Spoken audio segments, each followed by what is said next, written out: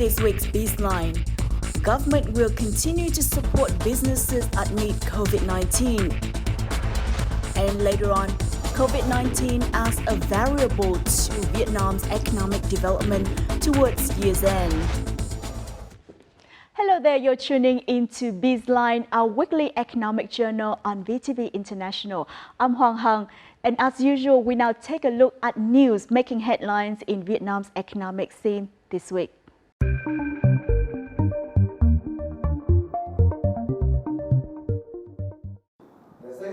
The government will continue to support businesses and look for solutions to address the difficulties faced by the business community amid the COVID-19 pandemic.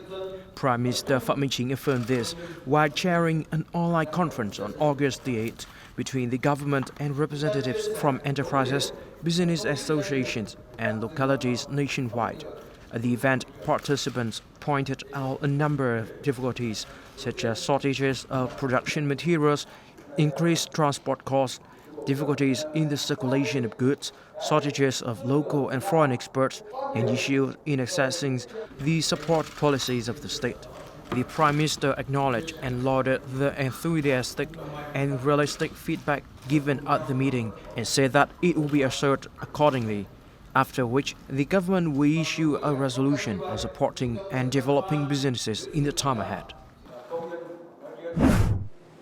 The Vietnam Chamber of Commerce and Industry has proposed the Ministry of Industry and Trade to establish a working group to assist businesses in addressing difficulties and taking full advantage of export incentives. While Vietnam has signed numerous free trade agreements, many businesses still lack an understanding of the rules of origin under those free trade agreements. As such, a working group is needed to support businesses, especially new exporters, amid the negative impact of the pandemic, the high price of raw materials, and transportation costs. This will help businesses take advantage of incentives from tariffs and help Vietnamese exporters compete with international exporters.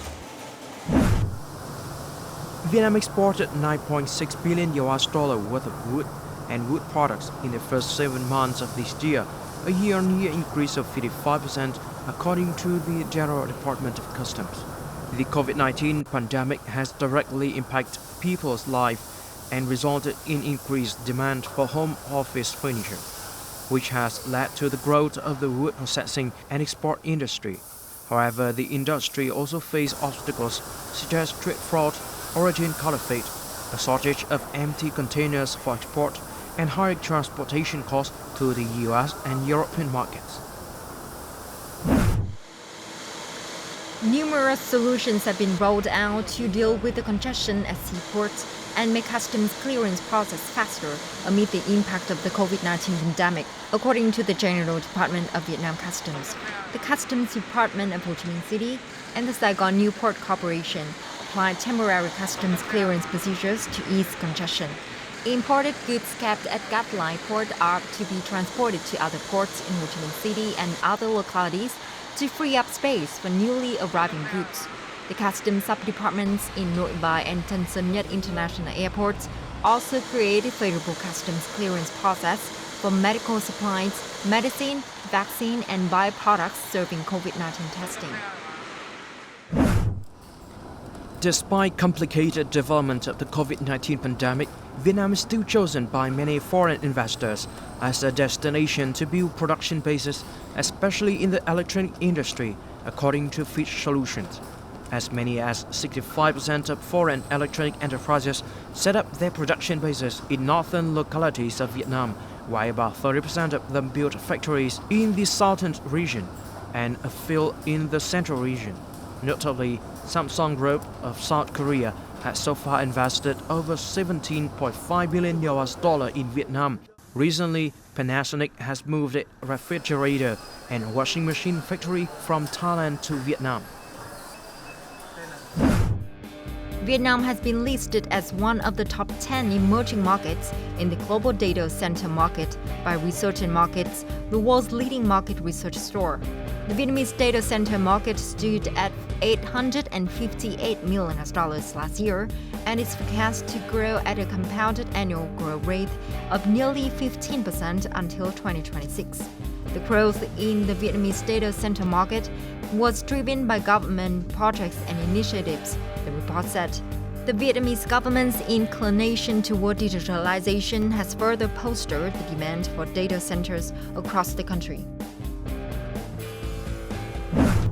Those are some highlights in Vietnam's economic scene. Up next in our crosstalk, we will look into possible growth scenarios for Vietnam's economy in the remaining months of this year and government's measures toward balancing pandemic prevention and economic development.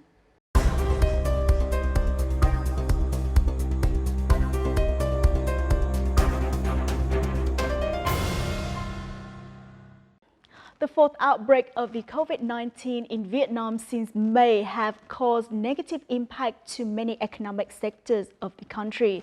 In some recent forecasts, the disease is widely considered as the main variable to strongly affect Vietnam's economic growth until the end of the year. The Asian Development Bank has lowered its expectation for Vietnam's GDP growth rate this year to 5.8%. This is due to the unpredictable Delta coronavirus variant posing many challenges to the country's efforts in recovering the economy. In response, the government has implemented appropriate measures toward balancing pandemic prevention and economic development. So what are the possible scenarios for Vietnam's economy in the remaining months of this year? Join us this week's BizLine to discuss and find out. But first, let's take a look at the country's economic situation since the occurrence of the fourth pandemic wave. In the first half of 2021, Vietnam's GDP reached a growth rate of 5.64%, with macroeconomic stability and a low inflation rate ensured. Meanwhile, accumulated state budget revenue reached 58.2% of the estimate, up 16.3% over the same period last year, as budget expenditures were strictly managed. Bắc Ninh and Bắc Giang provinces, the two epicenters at the beginning of the fourth pandemic wave, have basically stabilized and are boosting production activities as safe production localities. However, the GDP growth targets of 6% to 6.5% for 2021 has become extremely challenging as the pandemic remains complicated, negatively affecting sectors, industries, and localities with important contribution to economic development. Acknowledging this, at the recent government's online conference with representatives from enterprises, business associations, and localities nationwide on the 8th of August, Prime Minister Phạm Minh Chính affirmed that the government and relevant agencies will continue to apply and implement flexible fiscal, financial, and monetary policies to continue to support and remove difficulties for businesses. With the complicated developments of the COVID-19, there will be many risks and challenges in the coming time. However, determined to realize the dual goals and prioritize the effective prevention and control of the pandemic to boost production activities, the government has decided to keep the set targets.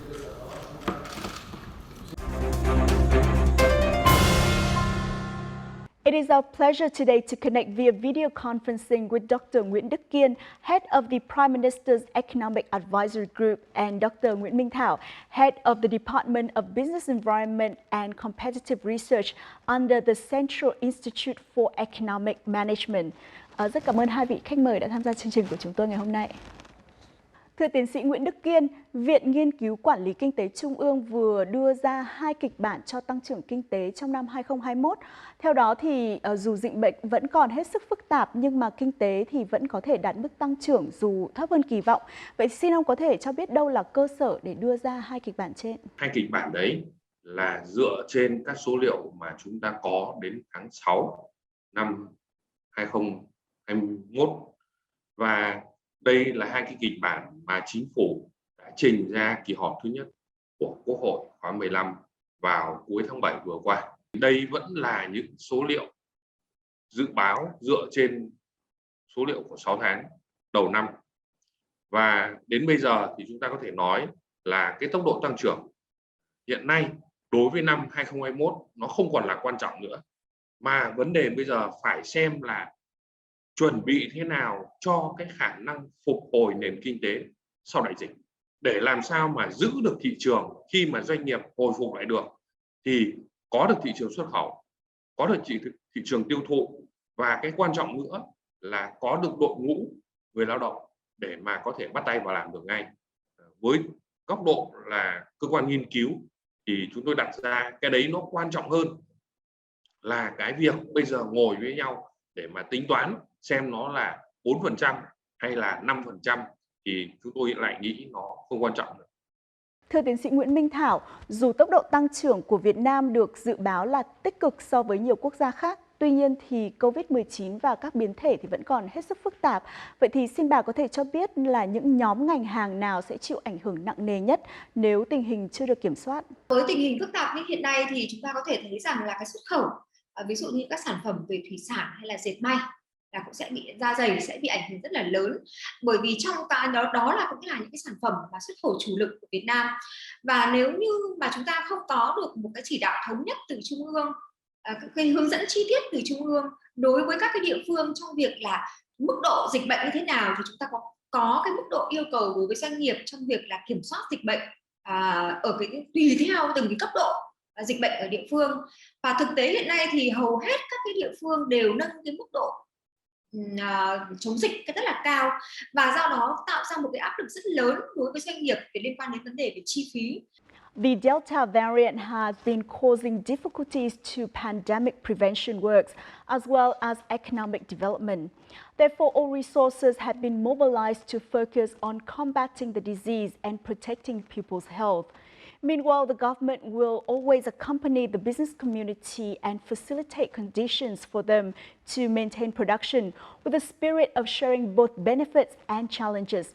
This was affirmed by Prime Minister Phạm Minh Chính at the recent online conference between the government and representatives from enterprises, business associations and localities nationwide.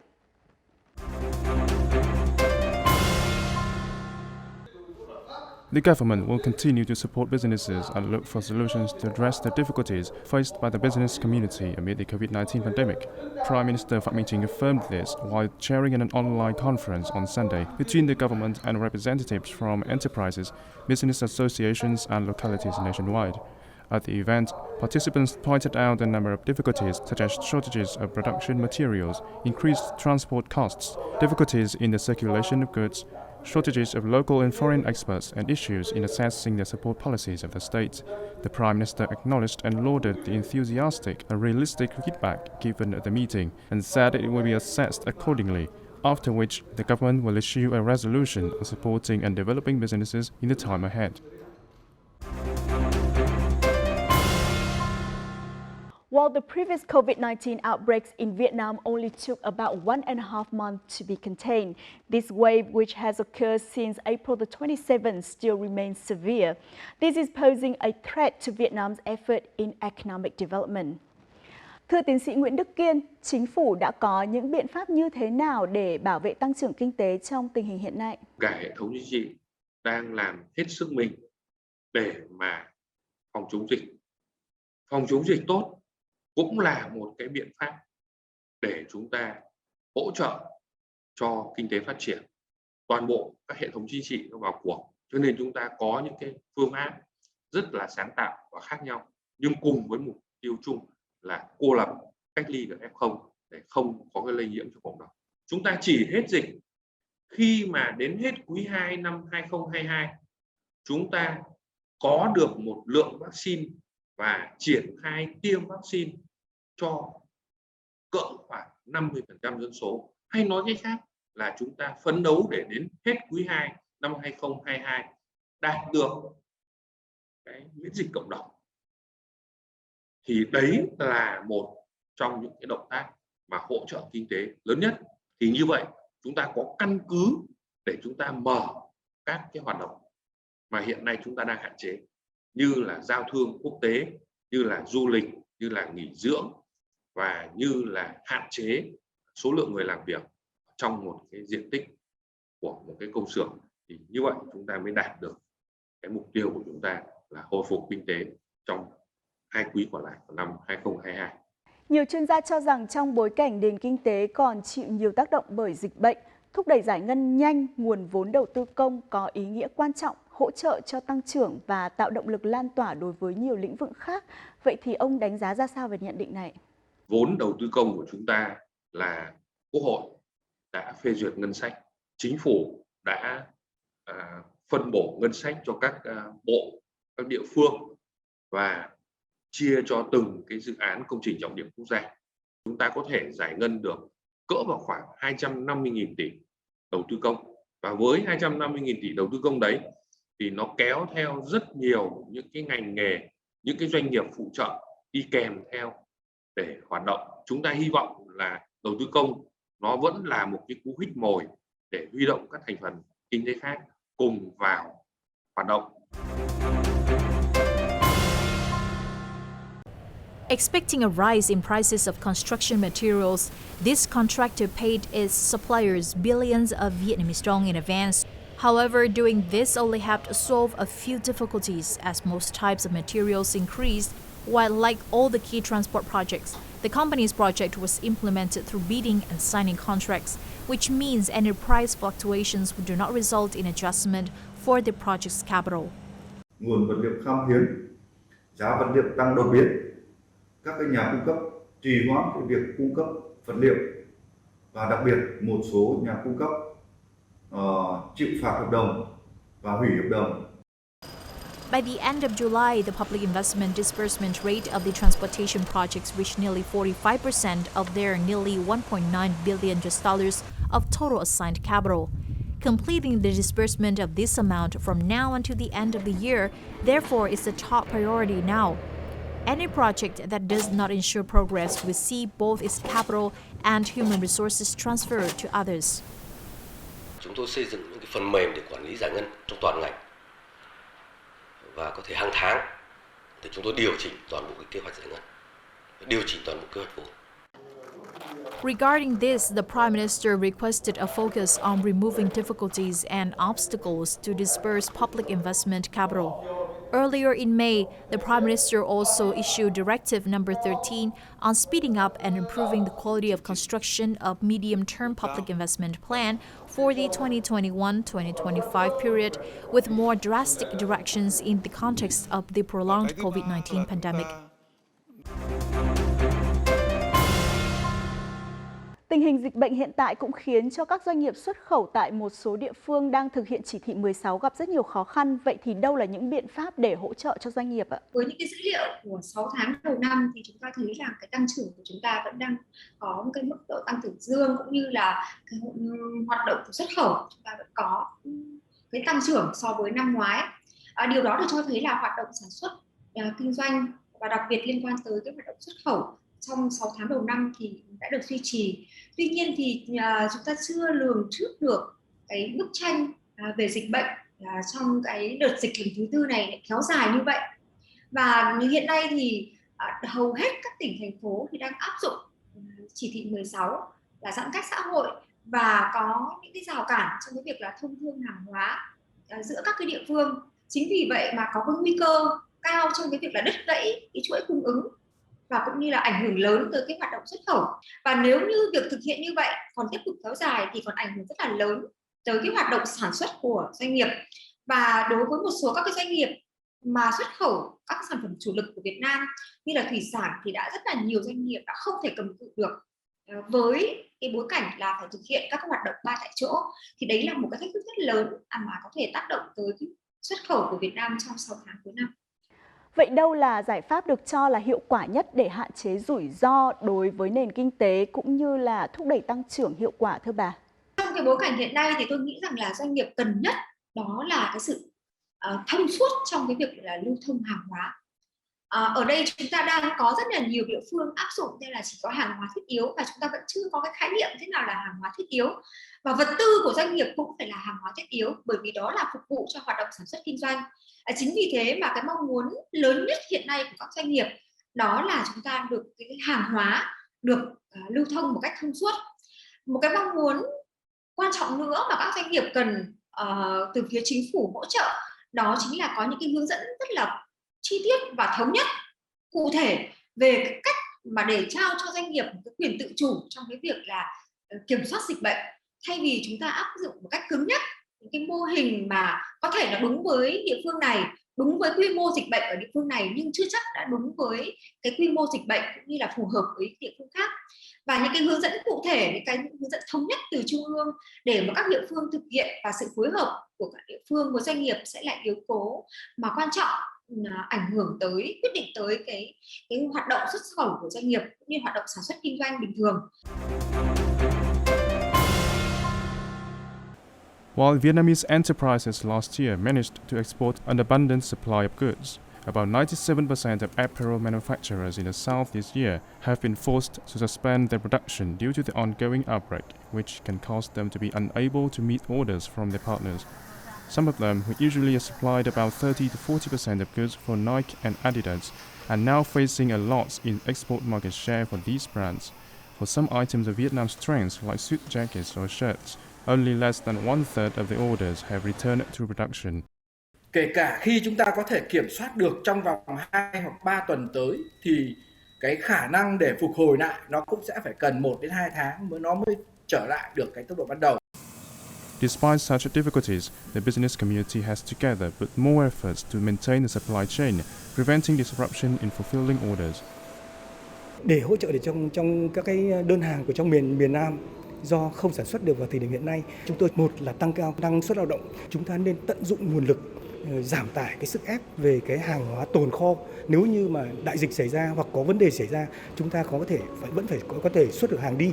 Bắc miền Trung và miền Bắc, hai cái địa phương này kiểm soát được dịch thì cái lực lượng sản xuất quay trở lại, các cái sản phẩm đồ mặc trong nhà, đồ thể thao và là những cái sản phẩm đồ trẻ em thì đang là cái thế mạnh của chúng ta và chúng ta sẽ chiếm lĩnh được thị trường. Thì như vậy chúng tôi cho rằng là cái con số 38 tỷ rưỡi đến 39 tỷ có thể chúng ta đạt được năm nay.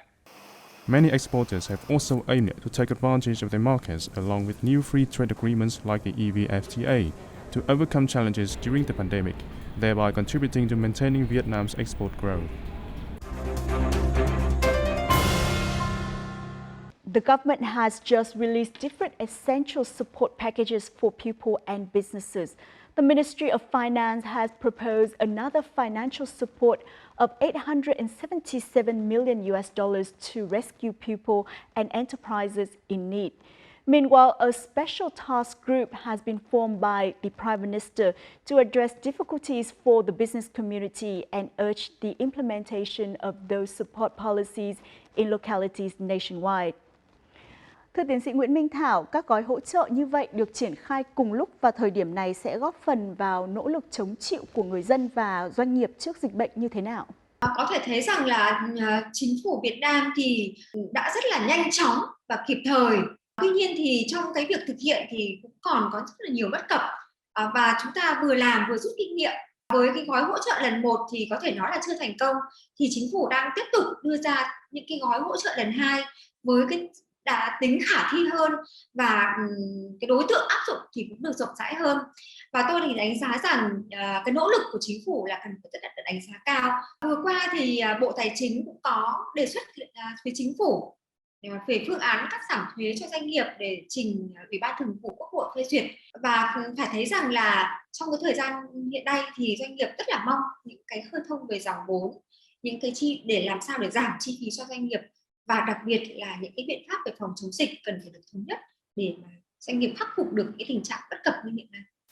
Thưa tiến sĩ Nguyễn Đức Kiên, rút kinh nghiệm từ năm ngoái khi việc triển khai thực hiện các gói hỗ trợ người dân và doanh nghiệp vẫn còn tồn tại một số hạn chế bất cập, chính phủ đã có những biện pháp gì để có thể triển khai minh bạch và hiệu quả các gói hỗ trợ hiện tại kịp thời và đến đúng đối tượng? Đầu tiên là cái thủ tục hành chính trong cái việc nhận cái gói hỗ trợ đấy thì đã được cải thiện.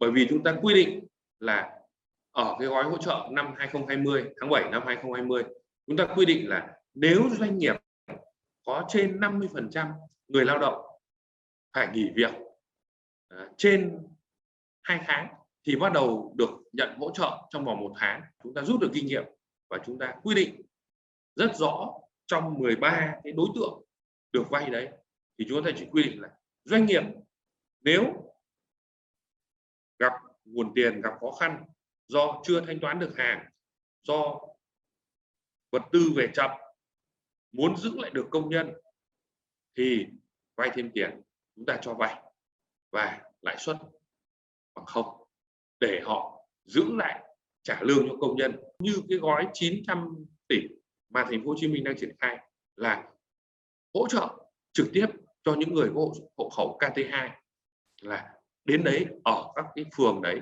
đăng ký, khu phố đấy người ta quản lý, ông có đến đây ông đăng ký tạm trú ở khu vực này, ông đi làm ở chỗ này là xác nhận bây giờ ông nghỉ ở nhà là được nhận cái tiền đấy, chứ không phải làm đơn rồi các cái xét các thứ khác. Nên chúng ta nhìn thấy là những hình ảnh những người được nhận sự hỗ trợ của chính quyền là đến nhận rất nhanh bởi vì đã có danh sách rồi.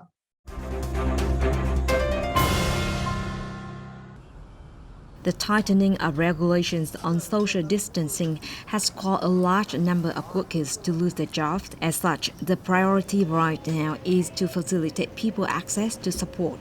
Những cái biện pháp như là giảm tiền điện, giảm tiền nước, sinh hoạt, giảm cước phí viễn thông thì lập tức là không cần một cái bộ máy mới, không cần phải xét đến điều kiện thì là toàn bộ người dân là được hưởng. These packages are considered essential and are aimed at people from all walks of life. For example, the tax support package worth over $870 million covers businesses, households and individuals. Đối với những doanh nghiệp mà vẫn có lợi nhuận thì nhưng mà lợi nhuận giảm thì cái việc giảm thuế thu nhập doanh nghiệp là có ý nghĩa. Còn đối với những doanh nghiệp vẫn tiêu thụ được hàng hóa dịch vụ nhưng mà lợi nhuận không có hoặc lỗ thì lại là giảm thuế giá trị gia tăng. Còn đối với hộ cá nhân kinh doanh thì mà điều kiện kinh doanh khó khăn thì lại được giảm 50% cái thuế thu nhập cá nhân và thuế giá trị tăng thì lại là có ý nghĩa. About 170,000 businesses had gone bankrupt, many of whom had positive business results in 2019. Experts suggest a support package specifically for this group to help them restore and maintain production. Những doanh nghiệp trước đây vẫn kinh doanh tốt, đó là những doanh nghiệp đóng thuế trong năm 2019 là năm trước dịch, mà bây giờ họ đã phải ngưng hoạt động. Thế thì dựa trên cái số thuế họ đã đóng trong năm 2019 thì lại bây giờ nhà nước lại hỗ trợ ngược lại trực tiếp cho họ bằng một tỷ lệ phần trăm của cái số thuế họ đã đóng trong năm 2019. Experts have said that in order for these support packages to be implemented soon, legal procedures must be shortened and simplified, and online transactions should be applied to the maximum extent so that people and businesses can receive access to the support easily. Để tiếp tục giữ vững mục tiêu kép kiểm soát dịch bệnh và thúc đẩy tăng trưởng kinh tế thì chính phủ nên xây dựng một chiến lược như thế nào để đối phó với các tình huống bệnh dịch khác nhau cũng như là trong cách tiếp cận những chính sách cải cách ở phục hồi kinh tế. Mục tiêu chung của chúng ta là như thế này, như Thủ tướng Chính phủ đã nói trong các lần đi kiểm tra và đi giám sát thực hiện kinh tế xã hội ở các tỉnh ở phía Nam, thì Thủ tướng đã nói là những cái gì mà pháp luật quy định mà chúng ta có thể kéo ngắn được thời gian, đơn giản hóa thủ tục hành chính thì chúng ta làm. Những cái gì mà chính phủ là một chính phủ phục vụ nhân dân cho nên nó phải có tính dự báo. Chính phủ phải dự báo được tình huống và có các cái quyết định để đảm bảo là khi tình huống ấy xảy ra nó từ đơn lẻ nó trở thành phổ cập thì chúng ta có cái quyết định, có cái hệ chính sách đã được ban hành để thực hiện. Ngân hàng Nhà nước cũng đã báo cáo với Thủ tướng Chính phủ là sẽ tiếp tục sửa đổi cái chỉ thị 03 cho nó phù hợp hơn với cái tình hình mà nặng nề như hiện nay. Thì đấy chính là những cái động tác vĩ mô mà những kế hoạch của chính phủ để chính phủ làm. Chính phủ không can thiệp trực tiếp vào việc điều hành doanh nghiệp của các chủ sở hữu, nhưng chính phủ tạo mô hình, tạo các cái hành lang pháp lý để cho doanh nghiệp tận dụng và vận hành, và trên hành lang pháp lý đấy thì mỗi một doanh nghiệp có cái sự sáng tạo, chủ động của mình để mà phát triển.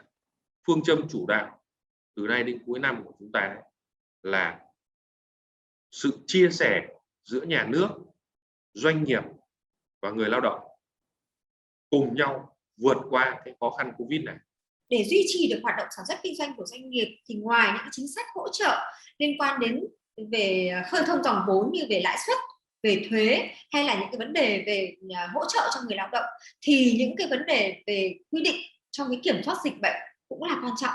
Chính phủ cần phải có những cái kịch bản khác nhau cho cái vấn đề về dịch bệnh, và những cái kịch bản đó cần phải có sự phối hợp chia sẻ với cộng đồng doanh nghiệp để họ cũng có thể lường trước được những cái tình huống có thể xảy ra. Nếu như trong cái tình huống là kịch bản xấu thì doanh nghiệp họ sẽ phải có các sự lường trước để ứng phó với những tình huống như vậy, và phải phân ra các cái cấp độ dịch bệnh khác nhau để mà từ đó doanh nghiệp người ta cũng có được cái kế hoạch trong cái việc là xây dựng cái kế hoạch phản ứng với dịch bệnh. Vì thế mà doanh nghiệp rất là mong muốn có được những cái kịch bản như vậy để họ có thể dự phòng được những cái kế hoạch cho cái hoạt động sản xuất kinh doanh của doanh nghiệp. Và nếu chỉ có như vậy thì họ mới có sự chuẩn bị tốt và mới có được những cái phản ứng tốt, và cái sức chống chịu của họ sẽ thích nghi tùy theo từng cái bối cảnh của từng cái kịch bản mà có thể đặt ra. Mà về phía doanh nghiệp cũng cần phải chủ động hơn trong việc là phối hợp với chính quyền trung ương, phối hợp với chính quyền địa phương để nắm được các cái quy trình trong cái kiểm soát dịch bệnh. Và những cái quy trình như vậy thì để đảm bảo rằng là doanh nghiệp vẫn tiếp tục duy trì được hoạt động sản xuất kinh doanh nhưng mà vẫn đảm bảo các yêu cầu an toàn về dịch bệnh. The government has shown its determination and commitment with the set targets by recently issuing resolution number 63 about major tasks to accelerate economic growth, speed up public investment and promote sustainable exports in the closing months of 2021 and the first months of 2022, in which 5 goals and 9 key tasks and solutions are clearly defined to strive to fulfill the major goals and targets set by the National Assembly and the government, with the focus on controlling and repelling the COVID-19 pandemic, pushing for the realization of vaccination strategy, maintaining macroeconomic stability, controlling inflation, and speeding up the disbursement of public investment and maintaining socio-political stability. With such specific directions and solutions, hopefully Vietnam will manage to achieve the dual goal and return to the new normal state. And on that note, we wrap up this edition of BizLine. Feel free to log on to our official website, our YouTube channel, VTV4 Go, or simply download our app VTV Go from App Store and Google Play for more news and entertainment. Thanks for tuning in and goodbye from